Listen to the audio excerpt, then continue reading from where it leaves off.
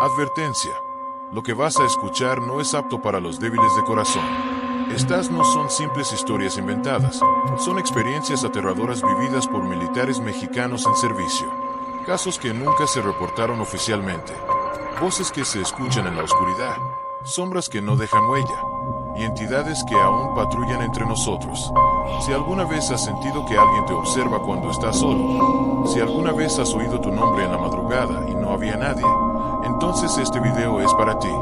Suscríbete ahora si crees en lo paranormal, porque lo que estás por escuchar podría cambiar la forma en la que ves el mundo para siempre. Y te advierto, algunos de los que han escuchado estas historias ya no duermen igual. Quédate hasta el final, si te atreves. Asterisco. Durango, México, verano de 2017. Todo comenzó cuando acepté cuidar la casa de mi amigo Hugo durante 2 semanas.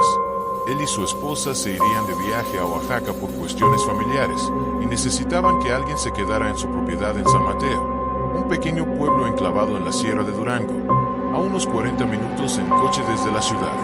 Hugo me ofreció dinero, pero no lo acepté. Necesitaba desconectarme del caos de la ciudad. La idea de estar rodeado de naturaleza, aire limpio y silencio me parecía perfecta. Además, tenía que terminar un par de artículos pendientes y esa casa parecía ideal para concentrarme. Cuando llegué, entendí por qué me lo había pedido con tanto empeño. La casa era enorme, construida con ladrillo viejo y techos altos. Tenía un aire antiguo, como si el tiempo se hubiera detenido ahí desde los años 70. Estaba justo en una curva muy cerrada de la carretera, una de esas donde los autos deben reducir casi por completo la velocidad. Rodeada de pinos altos y neblina matutina, se sentía apartada del mundo. La primera noche fue tranquila. Me senté en el porche a escuchar los sonidos del bosque, grillos, viento entre los árboles, algún coyote a lo lejos. Dormí profundo. La segunda noche, sin embargo, algo cambió. Me despertaron unos pasos que provenían del segundo piso. Al principio los confundí con el sonido del techo crujiendo por el cambio de temperatura. Pero no, eran pasos bien definidos, firmes, como si alguien caminara descalzo por el pasillo de madera. Me levanté, tomé mi linterna y subí las escaleras. No había nadie. Revisé habitación por habitación. Todo estaba cerrado. Incluso la pequeña ventana del baño tenía seguro. Me dije a mí mismo que debía ser un animal, tal vez una ardilla, pero una parte de mí no estaba convencida. El cuarto día por la noche, algo más ocurrió. Desperté de golpe a las 2:41 de la mañana por un sonido seco, el rechinido inconfundible de una silla arrastrándose sobre el suelo. Esta vez supe con certeza que no era mi imaginación. Tomé una lámpara y bajé con cautela. La cocina estaba oscura, pero no vacía.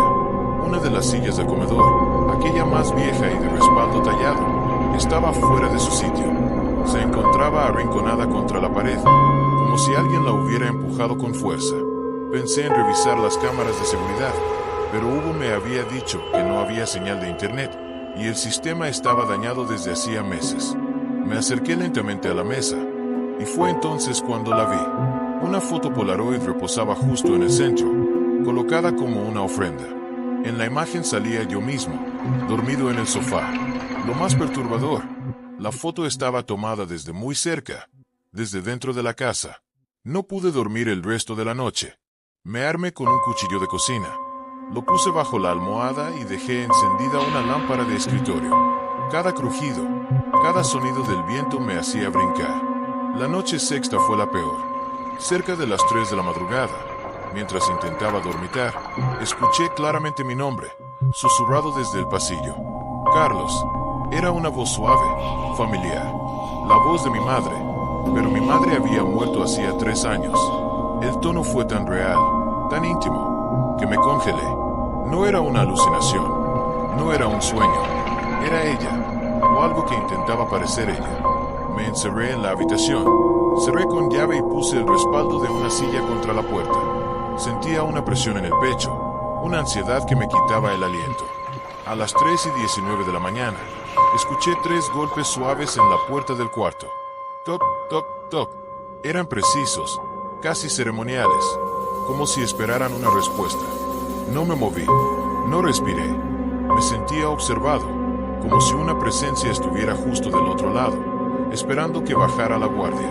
Pasé el resto de la noche en vela, con el cuchillo en la mano y las cortinas cerradas. Amaneció, pero la luz no trajo paz. Esa casa se sentía pesada, como si algo estuviera encerrado dentro y me vigilara. Cuando Hugo regresó, 2 días después, no esperé ni a que bajara del coche para contarle. Le mostré la Polaroid, mis ojos inyectados de miedo.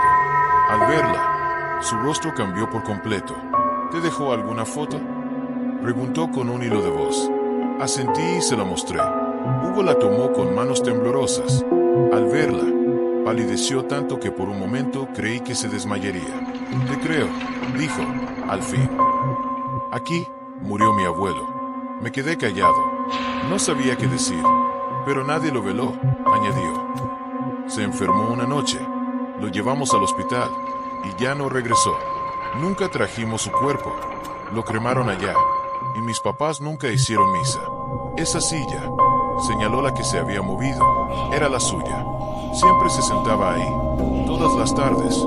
Dicen que su alma nunca descansó. Salí esa misma tarde. No quise quedarme ni un segundo más. Desde entonces, no he vuelto a pasar por esa curva en la carretera. Solo de pensar en la casa siento un escalofrío recorrerme la espalda. Hugo puso la casa en venta meses después. Nunca encontró comprador. La gente del pueblo le decía que nadie quería vivir ahí, que desde la curva se veían luces dentro cuando estaba vacía, que los perros no se acercaban al portón, que una vez un trailero juró haber visto a un anciano sentado en la silla, mirando por la ventana a las 3 de la mañana. No sé si lo que viví fue real o producto de mi mente en soledad, pero nunca olvidaré esa sensación de que alguien más estaba ahí conmigo, observándome. Y cada tanto, al cerrar los ojos, aún escucho aquella voz. Carlos, Guadalajara, Jalisco, septiembre de 2020. Viajé a Guadalajara por una convención de diseño. Mi empresa me reservó 4 noches en el Hotel Fénix, un edificio con más de 70 años de historia, ubicado en pleno centro histórico, justo frente a una plaza y a unas calles del Teatro Degollado. El hotel tenía cierto aire de elegancia antigua, pero ya mostraba su edad. Paredes agrietadas, alfombras gastadas, elevadores que crujían al subir. Me dieron la habitación 303. Recuerdo que incluso la recepcionista hizo una pausa breve al leer el número, como si dudara un segundo antes de darme la llave. Subí por el ascensor. El tercer piso tenía una iluminación tenue, casi mortecina. Había un zumbido constante, como de cables eléctricos o un viejo transformador. El pasillo olía a humedad, a madera vieja atrapada en el tiempo. Cuando llegué a la puerta 303 y la abrí, lo sentí de inmediato. El aire era distinto, denso, cargado, con un olor a moho, a metal oxidado y algo más. Algo que no podía nombrar, pero que instintivamente me hizo sentir incómodo, como si el lugar estuviera contaminado de tristeza. La habitación tenía lo básico: cama matrimonial, un pequeño escritorio, una televisión antigua empotrada en la pared y una ventana con cortinas gruesas. Me acomodé sin prestar demasiada atención. Estaba cansado y tenía que preparar mi presentación para la mañana siguiente. Esa primera noche, soñé con una mujer. Estaba parada al pie de mi cama. No se movía. Su rostro estaba cubierto por una cortina de cabello negro y lacio. No decía nada, pero su presencia era agobiante. Sentía su mirada, como si me taladrara el cráneo. Me desperté empapado en sudor, con el pecho apretado, respirando agitado. Intenté convencerme de que solo era el cansancio, pero algo dentro de mí sabía que esa mujer no era una invención de mi mente. La segunda noche, todo empeoró. A las 3:33 de la mañana, el televisor se encendió solo. Emitía un sonido seco, como un zumbido distorsionado. Al mirar, vi que estaba en un canal sin señal. Ruido blanco, la clásica lluvia de la estática. Me levanté a apagarlo, y justo cuando toqué el control remoto, la pantalla cambió. Ya no era estática, era una grabación casera, en blanco y negro, de muy mala calidad. La imagen mostraba el interior del cuarto 303, pero con muebles distintos, más antiguos, como de otra época. En la cama había una mujer sentada, llorando. Se abrazaba las piernas y su cuerpo se sacudía con cada sollozo. Entonces, la puerta se abría violentamente y un hombre entraba. Le gritaba. Su voz era distorsionada. No entendía las palabras, pero el tono era furioso, violento. El hombre se acercaba a la mujer y de pronto levantaba la mano. Un golpe. El sonido fue seco, contundente. La mujer cayó de lado. La pantalla quedó en negro. Estaba paralizado. No sabía qué hacer. Corrí a la recepción, medio vestido, temblando. Le expliqué al recepcionista lo que había visto. Él me escuchó sin cambiar el gesto. Solo cuando mencioné la grabación, se le escapó un leve temblor en las manos. Señor, dijo, el televisor de su habitación no tiene acceso a grabaciones ni canales locales. Solo tiene cable. Básico. Pedí un cambio de habitación. Me dijo que no había disponibilidad hasta el siguiente día. Volví al cuarto con el corazón encogido. Me sentía invadido, como si algo me hubiera elegido. Revisé el cuarto. Abrí cajones buscando alguna explicación. En el último, dentro de una Biblia vieja y sin tapa, encontré una hoja amarilla doblada en 4. Estaba escrita a mano. Si la ves, no la sigas con la mirada. Solo cierra los ojos y reza. La tercera noche fue un infierno. Me costó dormir. Dejé todas las luces encendidas. Me acosté con la televisión apagada y el control lejos. Alrededor de las 3:03 de la mañana, me despertó una sensación abrumadora. Era como si alguien estuviera viéndome fijamente, desde muy cerca. No abrí los ojos de inmediato. Algo me decía que no debía. Y entonces, la escuché. Una voz femenina, suave, con un dejo de dolor y desesperanza, susurró justo al lado de mi oído. ¿Por qué no me ayudas? Abrí los ojos, y ahí estaba, la mujer del sueño. Estaba frente a mí. Su cabello caía en hilos húmedos. Chorros de agua resbalaban desde sus puntas, como si acabara de salir de una tina. Su bata estaba mojada. No tenía pies. Flotaba. El aire se volvió más frío, casi helado. Su rostro, cuando lo levantó apenas un poco, no tenía ojos, solo cuencas negras, profundas, que supuraban agua. Intenté gritar. La voz no me salió. Cerré los ojos con fuerza y comencé a rezar cualquier oración que recordara de niño. Padre Nuestro, Ave María, lo que fuera. No sé cuánto tiempo pasó. Tal vez segundos, tal vez una eternidad. Cuando reuní el valor para mirar, ya no estaba.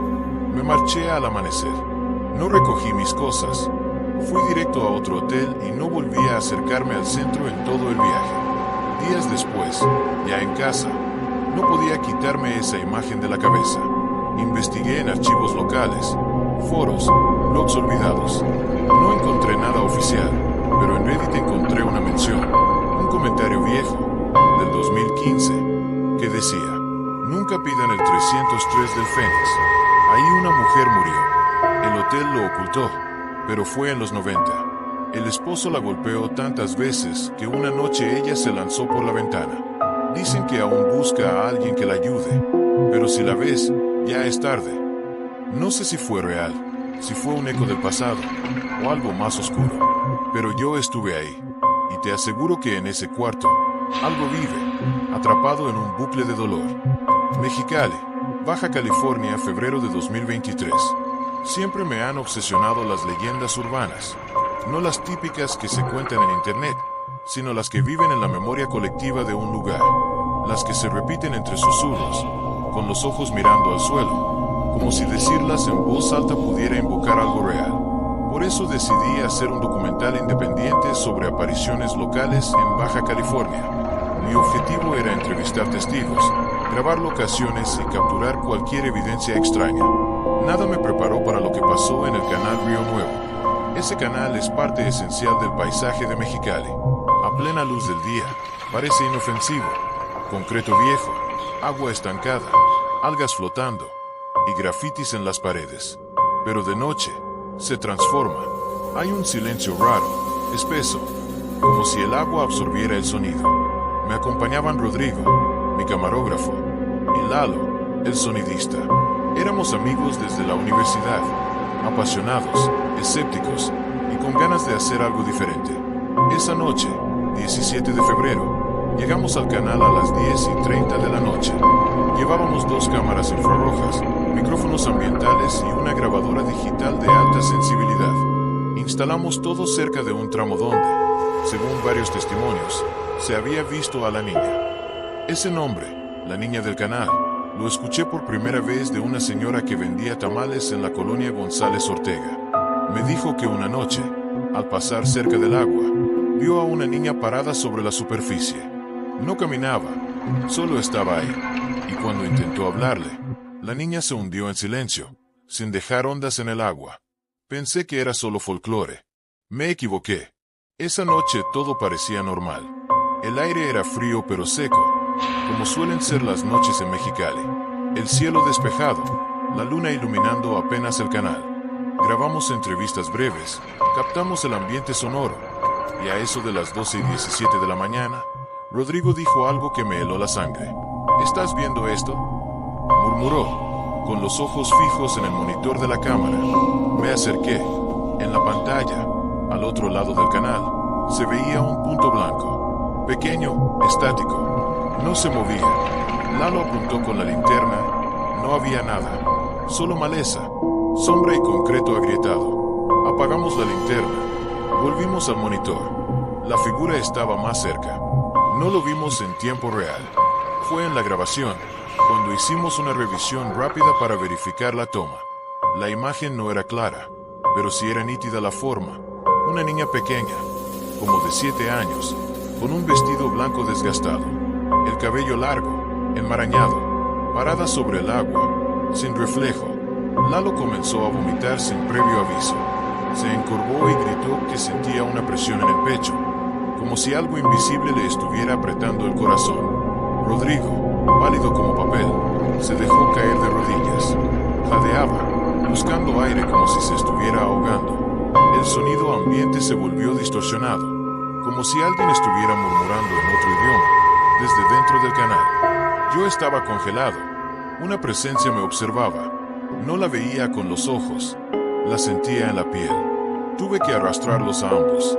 Lalo no podía sostenerse y Rodrigo balbuceaba palabras que no entendía. Corrimos hasta el coche, tropezando con las piedras, y salimos de ahí a toda velocidad. Esa noche, no dormí, no por falta de sueño, sino porque tenía miedo de cerrar los ojos. Me sentía observado, y a las 3:14 de la mañana, lo confirmé. La vi en mi sueño. Estaba en un espacio oscuro, sin paredes, agua hasta los tobillos, y ella, la niña, estaba ahí, a unos metros. No caminaba, se deslizaba lentamente hacia mí. No debiste grabarme, dijo, con voz hueca. Ahora vas a verme siempre. Desperté de un salto, empapado en sudor. El reloj marcaba 3:17, el mismo número, al revés. Desde entonces, todo cambió. No importa dónde esté, ciudad, casa ajena, hotel, baño público. Cada vez que miro el agua, incluso en un vaso, en una ventana con condensación, en un charco, su imagen aparece reflejada. A veces está inmóvil, a veces se mueve, a veces se acerca. No me habla más, solo me mira, fija, constante, como si esperara que cometiera un error. Rodrigo dejó todo. Vendió su equipo, borró sus redes sociales y se fue a Europa. Me mandó un solo mensaje antes de desaparecer. No vuelvas a grabar. Ella está en la cinta. Lalo nunca volvió a hablarme. Su novia me dijo que se despierta gritando casi todas las noches, que no soporta el sonido del agua corriendo, que selló su regadera y solo se limpia con toallas húmedas. Yo aprendí a vivir con ella. Ya no sé si estoy mal de la cabeza. Tal vez sí, pero cada vez que veo su reflejo, mi cuerpo se congela, porque no es un recuerdo, ni una alucinación. Ella está ahí, al otro lado del agua, esperando. Y lo peor es que, a veces, creo que la oigo llorar, en mi casa, aunque no haya agua cerca. Ciudad de México, junio de 2015. Cuando uno entra al ejército, piensa que lo más duro será la disciplina, el frío, los gritos de los superiores. Crees que lo físico es lo más difícil, que si entrenas lo suficiente, si te mantienes firme, puedes resistir cualquier cosa. Lo que nunca me imaginé era que lo más aterrador de la vida militar no tendría nada que ver con armas, ni enemigos humanos. Lo verdaderamente aterrador es aquello que no puedes ver, pero sí escuchar. Me encontraba en la etapa final de adiestramiento en el campo militar número 1, al poniente de la Ciudad de México. Para muchos, el corazón de las Fuerzas Armadas. Para mí, en ese entonces, solo un conjunto enorme de barracas, patios y zonas de entrenamiento. Y entre esas zonas, estaba Bravo 3, una sección boscosa, aislada, sin instalaciones permanentes. Se usaba para prácticas de orientación nocturna, simulacros de supervivencia y ejercicios especiales. Siempre escuché cosas sobre Bravo 3. Los soldados más antiguos hablaban de sombras que se movían entre los árboles, de reclutas que despertaban con moretones sin explicación o con la sensación de que alguien les hablaba al oído. Nunca les creí. Hasta aquella noche. Era una prueba de supervivencia. 12 reclutas, sin luz, sin celulares, sin radios, solo brújulas, mapas, nuestras mochilas, cantimploras y el equipo mínimo. Teníamos que pasar una noche completa en Bravo 3, encontrar ciertos puntos estratégicos marcados en el terreno y regresar al amanecer. Si lo lográbamos, avanzábamos al siguiente nivel. Nos dejaron a las 21 horas. La instrucción era clara: mantenerse en grupo, establecer un pequeño campamento improvisado y organizar turnos de guardia. Lo hicimos todo al pie de la letra. Levantamos una fogata, delimitamos el perímetro con piedras, comimos algo ligero y nos acostamos. Me tocó la segunda guardia, de 2 a 3 de la mañana. Recuerdo que a esa hora el bosque era distinto. El aire era más denso, como si la humedad tuviera peso. La niebla empezó a descender lentamente entre los árboles, envolviendo todo como un manto opresivo. Se escuchaban insectos, alguna que otra rama crujiendo a lo lejos, y de pronto, el silencio total. Un silencio tan profundo que llegaba a incomodar. Y ahí comenzaron los gritos. No eran gritos normales, no eran humanos, o al menos no completamente. Eran agudos, desesperados, con una mezcla de lamento y furia. Al principio pensé que eran animales, coyotes, quizá, pero cambiaban de dirección constantemente. Sonaban al norte, luego detrás de mí, luego a la derecha, luego muy cerca, demasiado cerca. El corazón me latía tan fuerte que podía escucharlo. Sentía que algo me observaba desde el bosque, y entonces lo vi. Murrieta era uno de los reclutas. Había compartido litera conmigo, siempre serio, reservado. Lo vi salir corriendo entre los árboles, completamente desnudo, con los brazos abiertos, como si huyera de algo invisible. Tenía el cuerpo cubierto de rasguños y las piernas llenas de sangre, como si hubiera pisado algo afilado o corrido entre espinas. Lo alcancé con otros 2 compañeros. Estaba temblando, con la mirada fija en el vacío. No paraba de repetir una frase, una y otra vez. Está enterrado. Sigue gritando. No lo dejen salir. Está enterrado. Sigue gritando. Intentamos calmarlo, envolverlo en una manta térmica. No reaccionaba. Solo susurraba esa frase como si la estuviera escuchando en su cabeza. Al amanecer, los oficiales llegaron y se lo llevaron en una camilla. Nadie nos explicó nada. No se habló más del tema, pero esa no fue la parte más inquietante. Antes de retirarnos, mientras desarmábamos el campamento, uno de los tenientes más antiguos, un hombre de unos 60 años con cicatrices en la cara y mirada gris, se nos acercó en silencio. Nadie lo había visto llegar. Solo dijo: lo que escucharon anoche no es nuevo. Hace décadas, aquí, ejecutaron a desertores. A algunos los enterraban vivos. Y hay noches, como esta, en que todavía piden que los saquen. Nadie dijo nada. Nos miró uno por uno. Luego se dio la vuelta y desapareció entre la niebla como si nunca hubiera estado ahí.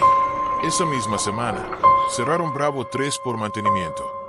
Pero todos sabíamos que era mentira. Los soldados más veteranos lo decían sin pudor. Ese campo no está vacío. Está lleno de los que no salieron vivos. Desde entonces, he vuelto al campo militar número 1 muchas veces, pero jamás pisé Bravo 3 de nuevo. Y cuando me toca hacer guardia cerca del perímetro, uso tapones en los oídos, aunque esté prohibido. No por desobediencia, sino por miedo. Miedo a volver a escuchar esos gritos, que parecen salir desde debajo de la tierra, porque algunos muertos no descansan, y cuando la tierra no los quiere, nos los devuelve gritando. Campo Militar número 1, Ciudad de México. Noviembre de 2015. Cuando ingresas al ejército mexicano, nadie te prepara para lo invisible. Te entrenan para resistir el dolor físico, para no dormir, para aguantar hambre, miedo, órdenes absurdas y peligros reales. Pero nunca, jamás, te hablan de lo que se mueve entre sombras, de lo que no debería estar ahí. Yo tenía apenas 22 años cuando me asignaron al Campo Militar número 1. Recuerdo que lo veía como un privilegio, uno de los campos más grandes y antiguos del país. Pero pronto aprendí que entre los reclutas, ese lugar era más que solo un campo de adiestramiento, especialmente el sector Bravo 3. Los rumores eran constantes. Se hablaba de sombras que caminaban entre los árboles, de voces que susurraban tu nombre en la oscuridad, de figuras que se aparecían en la niebla. Muchos decían que eran cuentos inventados por los mandos para mantenernos en alerta. Otros, los más viejos, no hablaban en absoluto.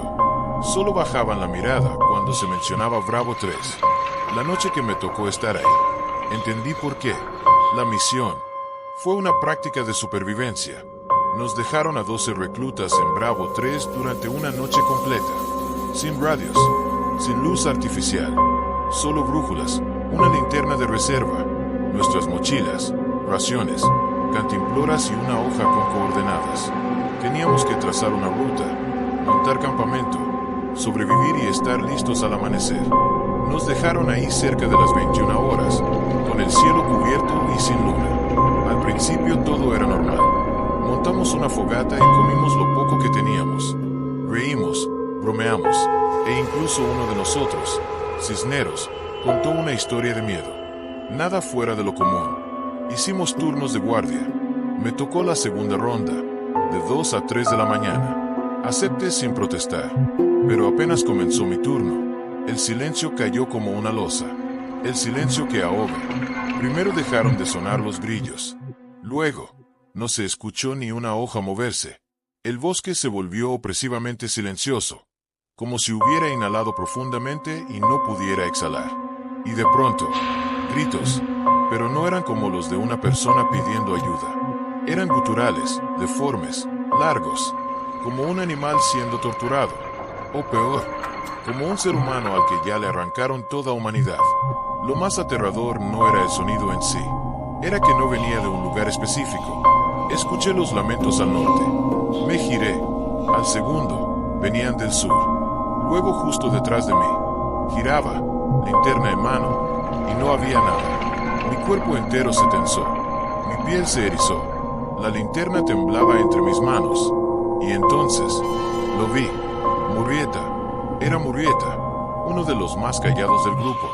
Lo vi correr entre los árboles, desnudo, cubierto de lodo, sangrando de las piernas, llorando como un niño. Ni siquiera gritaba, hipaba. Corrí tras él junto a otro compañero. Lo alcanzamos al pie de una loma. Estaba desplomado, en posición fetal, repitiendo entre jadeos. Está enterrado. Sigue gritando. No lo dejen salir, no lo dejen salir. Sus uñas estaban rotas, sus rodillas raspadas hasta el hueso, su mirada vacía, como si ya no estuviera ahí. Lo cargamos entre los dos. No decía su nombre, no reaccionaba a nada, solo repetía lo mismo, una y otra vez, como si escuchara una voz en su cabeza. Lo llevamos de vuelta al campamento. Nadie durmió el resto de la noche. El amanecer que no trajo calma. A las 6 horas, llegó una unidad médica. Se llevaron a Murrieta en camilla. No preguntamos nada. Los ojos de todos estaban abiertos de par en par. Algunos lloraban en silencio. Pero lo que más me impactó fue lo que pasó después. Uno de los oficiales a cargo, un teniente veterano con el rostro lleno de arrugas y cicatrices, nos reunió. Nos miró uno por uno y dijo, sin levantar la voz, esto que vivieron anoche no es nuevo. Aquí, hace muchos años, se ejecutó a desertores. Algunos fueron fusilados, otros enterrados vivos por insubordinación. No hubo juicios, no hubo cruces, solo tierra. Y por eso, hay noches, como esta, en que todavía piden que lo saquen. Consecuencias. Bravo 3 fue cerrado durante 2 meses, oficialmente, por trabajos de mantenimiento en el terreno. Pero todos sabíamos la verdad. Los soldados veteranos lo sabían. Hay un dicho no escrito entre nosotros. Ese campo no está vacío. Está lleno de los que no salieron vivos. Desde entonces, cada vez que tengo que hacer una patrulla cerca de Bravo 3, me pongo tapones en los oídos, aunque vaya contra el reglamento, porque ya no aguanto escuchar los gritos de los que están bajo tierra, esperando ser desenterrados. Zona Militar Tijuana, Baja California 2018. Durante mi tiempo de servicio en la Zona Militar de Tijuana, me asignaron a tareas de vigilancia en una instalación que pocos querían cuidar, la bodega de armamento y equipo táctico, un lugar enorme, de techos altos, pasillos interminables y apenas unas lámparas industriales que zumbaban cuando caía la noche. El eco que se formaba ahí adentro era constante, distorsionado, como si el mismo lugar respirara. A simple vista, era solo un almacén más, pero los más antiguos le tenían un respeto extraño. Nadie quería hacer la ronda nocturna ahí, y cuando les tocaba, salían rápido, sin mirar a los rincones, sin hablar. Uno de ellos, el Cabo López, me dijo una vez en voz baja: allí hay algo. Uno puede sentirlo si se queda mucho tiempo. No le hables, no lo enfrentes. No le creí. Pensé que era una forma de asustar a los nuevos, hasta que me tocó a mí. El turno de la madrugada. Era una madrugada fría de octubre. Me tocaba la ronda de las 3 de la mañana, la más pesada. Las luces estaban tenues, algunas fallaban y otras parpadeaban como si estuvieran a punto de morir. Tomé mi linterna, el radio y entré a la bodega como siempre. Serio, profesional, atento. Apenas di unos pasos, escuché los primeros ruidos, pasos suaves, como pisadas descalzas sobre concreto. Me detuve. Silencio. Caminé de nuevo. Los pasos me seguían. Volví a apuntar la linterna hacia atrás. Nada. Solo cajas apiladas, estanterías metálicas y sombras proyectadas por las lámparas colgantes. Me obligué a seguir, pero el ambiente se volvió más denso, como si el aire se hiciera más pesado. El pasillo 7, el que conectaba con la parte más antigua de la bodega, estaba particularmente oscuro. Tenía fama entre los soldados. Era más angosto, con los estantes tan altos que el techo apenas se veía. Cuando crucé ese pasillo, la linterna comenzó a parpadear violentamente, y sentí, de inmediato, una corriente helada, como si hubiera entrado en un refrigerador industrial. Se me nubló la vista. Un zumbido me reventó los oídos, y justo detrás de mí, escuché un golpe seco. Una caja había caído. Giré de inmediato. La caja estaba en el suelo, pero no había forma de que hubiera caído sola. Estaba perfectamente colocada sobre un estante bajo, lejos del borde. Era pesada. No se movía con facilidad. Y entonces, algo me empujó. La fuerza invisible. No fue un tropiezo. No fue desequilibrio. Fue una presión clara, contundente. Una mano firme en mi espalda. Me empujó con tanta fuerza que caía al suelo de bruces. En ese momento, intenté levantarme, pero algo me sujetaba las piernas. Era como si unas manos invisibles me aprisionaran los tobillos, sin dolor, pero con una fuerza imposible de resistir. Me arrastré como pude, pero sentía esa presión sobre el cuerpo, un peso invisible que me estaba inmovilizando por completo. Intenté usar el radio. Nada, solo estática. Comencé a gritar. Aquí Alfa. Solicito apoyo inmediato en bodega. No puedo moverme. Nada. Nadie respondió. Me invadió una angustia animal. Sudaba frío. Respiraba rápido. Sentía que algo, no alguien, algo, estaba justo detrás de mí. No lo podía ver, pero lo sentía. Un odio antiguo, profundo, que no necesitaba hablar para que yo supiera lo que quería, que me fuera. Cerré los ojos. Repetí en voz baja una oración que me enseñó mi abuela cuando era niño. Y justo en medio del rezo, la presión desapareció. Me levanté de un salto y corrí hacia la salida sin mirar atrás. El secreto de la bodega. No dormí esa noche. Al amanecer, fui al comedor, pálido, tembloroso. Me vieron los compañeros. No dijeron nada, pero sabían. Uno de ellos se sentó a mi lado, en silencio, y luego murmuró: «Ya te tocó, ¿verdad?». Asentí. Me dolían las piernas y el orgullo. Él me contó lo que muchos sabían, pero nadie decía en voz alta. La bodega está construida sobre un antiguo cementerio indígena. Cuando cavaron para la cementación, encontraron restos, cráneos, vasijas, fragmentos de armas. Los sacaron rápido, sin ceremonia. Los mandaron a Lina, pero nunca bendijeron el terreno. Dicen que hay un guardián, un espíritu que cuidaba a su gente y que ahora protege lo que queda de ellos. No quiere que estemos ahí, y cada vez que lo molestamos, lo recuerda.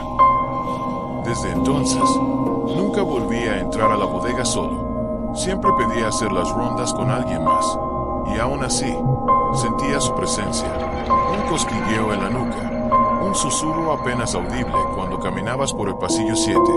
Las luces seguían fallando, las cajas a veces amanecían caídas, las cámaras de seguridad captaban sombras que no tenían dueño.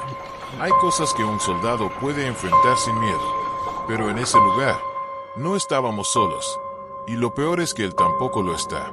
Ciudad de México, Garita Militar de Tlatelolco, octubre de 2021. Durante mi último mes de servicio activo, me asignaron a una de las garitas más solitarias y menos queridas de la Ciudad de México, la garita militar ubicada en Tlatelolco.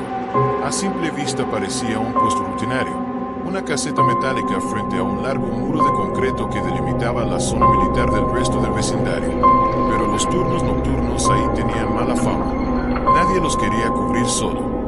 Algunos decían que veían sombras caminando fuera del perímetro. Otros juraban escuchar voces, murmullos en lenguas que no conocían. Yo, escéptico como era, me ofrecí voluntario. Quería comprobar por mí mismo que todo era una exageración. Fue una noche lluviosa de octubre cuando todo ocurrió. Recuerdo que llegué al puesto a las 22 horas. El cielo estaba cubierto de nubes negras. El aire olía a tierra mojada, óxido y aceite de motor. La luz del faro principal parpadeaba como si también tuviera miedo de quedarse encendida. Primero fue la sombra. Cerca de las 2:17 de la mañana, mientras escribía en el parte de novedades, sentí un cambio brusco de temperatura. Un escalofrío recorrió mi espalda. Me puse de pie, tomé la linterna y miré hacia la barda del lado norte. Y allí estaba, una sombra, inmóvil, pero claramente visible bajo la tenue luz de los postes lejanos. No caminaba, se deslizaba, como si flotara pegada al muro. No tenía rostro, no tenía forma humana clara.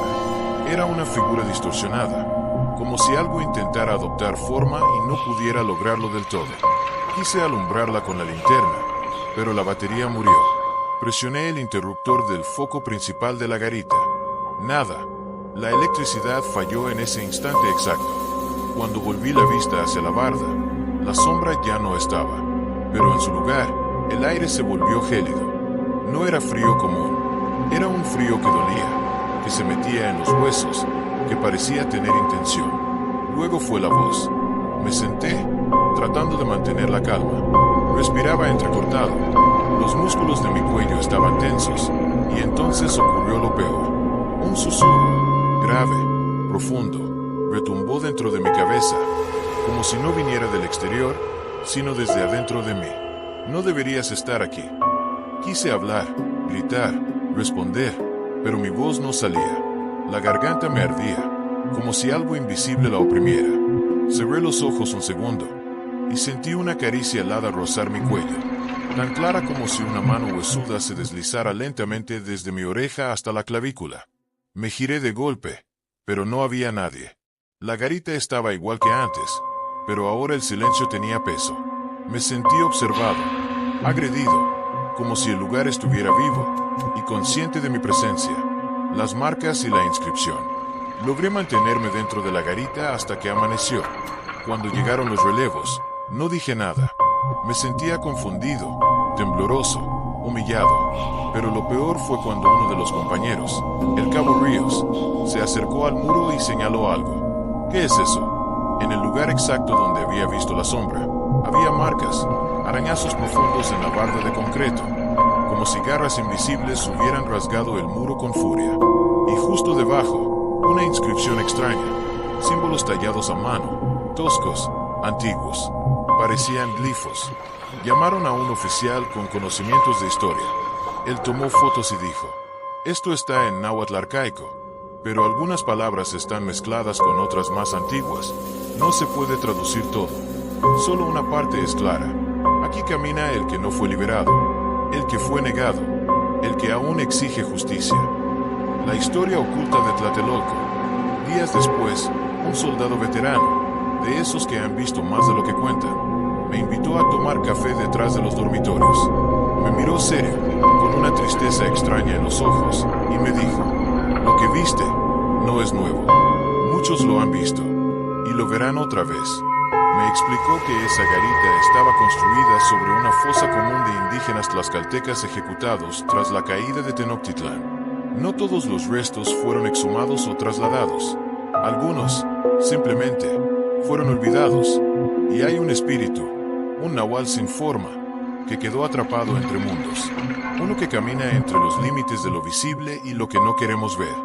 Desde entonces, no volvía a ser guardia solo. Siempre pedía compañía. Y aún así, cuando pasaba por la garita de Tlatelolco, evitaba mirar hacia la barda. En el fondo, sentía que si volvía a mirar, él también me vería.